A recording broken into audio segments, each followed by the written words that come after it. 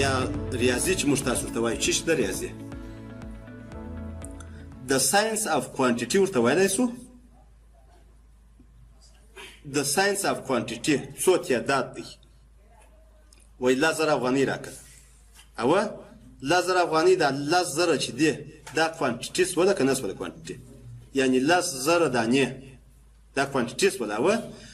نو ماتماتیکس چې دی ماتماتیکس دا د ساينس اف کوانټیټي د ساينس اف کوانټیټي عبارت د ماتماتیکس څخه دی چې موږ تاسې شمار کوو 1 2 3 4 5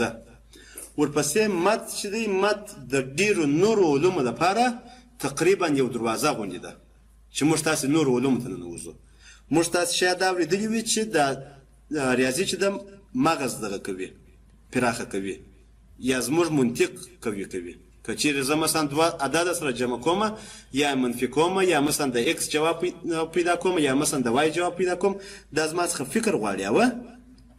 فکر غواړي که نه غواړي زه که چیرې اکس پیدا کوم اکس والیو یا مثلا وای والیو پیدا کوم زما څخه فکر غواړي زه باید فکر وکم بیا د اکس والیو پیدا کوم د ځان څخه نسم نوشته کولی چې مثلا زه نوشته کوم په دې ځای کې مثلا زه نوشته کوم چې 2x جمع وای دا مثلا مساوي کېږي په 4 باندې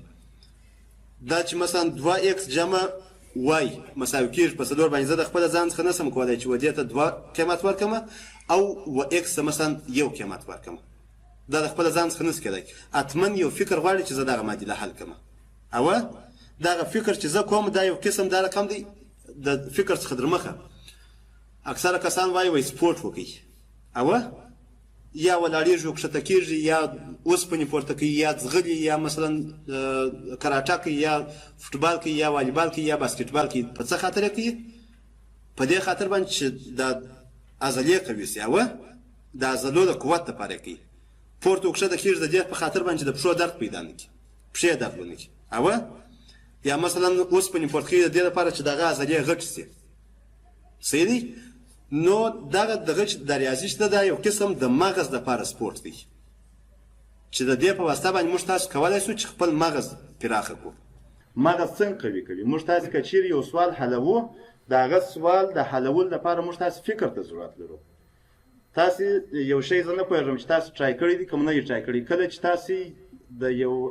دا د ځینو ارواپوهانو د غم ده چې وایي روزمره په ورځ کې لږ تر لږه نیم ساعت تاسې باید یوازې د ځان سره یوازې کښېنئ او فکر وکړئ کله چې فکر کوئ دا ستاسو فکر ډېره دغه انرژي تولیدوي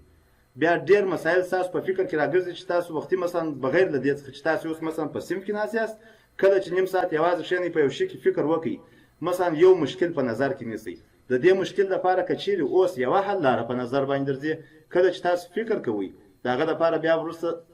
شاید 15 حل لارې پیدا کړئ 10 حل لارې پیدا کړئ په هغه صورت کې چې تاسو یوازې کښېنئ او فقط ګرد توجه مو یوازې د هغه یوه شي ته ورزده کړی وي دا کار دی چې تاسو یې کوئ کار په فزیکي لحاظ باندې نه چې مثلا تاسو لاسونه پښې ښوروئ فکر مو په کار باندې اچولی دی صحیح دی نو ریاضي چې ده ریاضي فکر کوو موږ تاسې کله چې یو سوال حلوو د ځان سره فکر کوو که چیرې زه پر دې لار باندې ورته راسم دا رقم کېږي که پر دې لار باندې ورته راسم دا رقم کېږي یعنې مختلفې لارې دا د فکر د قوي کولو لپاره موږ تاسو یو قسم سپورټ دی چې موږ تاسو یې کوو ریاضي د نورو علومو دپاره تقریبا مور غوندې ده چې موږ تاسو یې وایو او ریاضي چې ده د ساينس اف کوانټیټي عبارت د ریاضي څخه دی دلته په دې ځای کې لیکل شوی دی د ساينس اف کوانټیټي دغه د تعداد چې موږ تاسو حسابو و دغه علم ته ریاضي ویل کېږي د دې لپاره چې موږ تاسو ریسرچ وکړو د ریسرچ د کولو لپاره ریاضي یوه وسیله ده چې موږ تاسو یې وایو صحیح دی نو ډسکریټ ماتماتیکس چې دی ډسکریټ ماتماتیکس څخه هدف دا دی چې والیو یې معلومه وي یوه والیو وي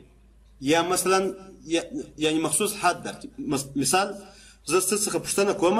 چې هم ستاسو په ټوله صنف کې څو کسه یاست جواب څو راکوئ 100 کسه یاست د هم مثلا زه په دې ځای کې دم 100 اوس دا 100 چې دی دا یو معلوم حد دی اوه دغه ته ډسکریټ ماتماتیکس وایي که چیرې بیا زه ورته وایم چې ستاسو په صنف کې د شاګردانو لوړوالی دا جګوالی یې څومره دی دا څوک ویلی شي نیسي ویلی شاید د یوه جګوالي مثلا 1 متر 2 سانتي متر یې او مثلا یو اشاریه مثلا شپېته سانتي متري کېدای سي او د بل شاید یو اشاریه مثلا نه 50 وي او د بل د شاید یو اشاریه مثلا یو شپېته وي امکان لري د بل د شاید مثلا یو اشاریه مثلا اته 50 وي امکان لري دا چې دی دا کنټینیوس عادت دي ډیسکریټ عادت نه دي کنټینیوس په دې خاطر باندې چې دا د یو معلوم حد څخه تر یو بل معلوم حد په خپل منځ کې دوی والیو اخلي اوس دا والیو ګان چې دی مثلا د 1.850 څخه دوی والیو اخلي تر 1.8 پورې چې بیا موږ په ترتیب سره لیکو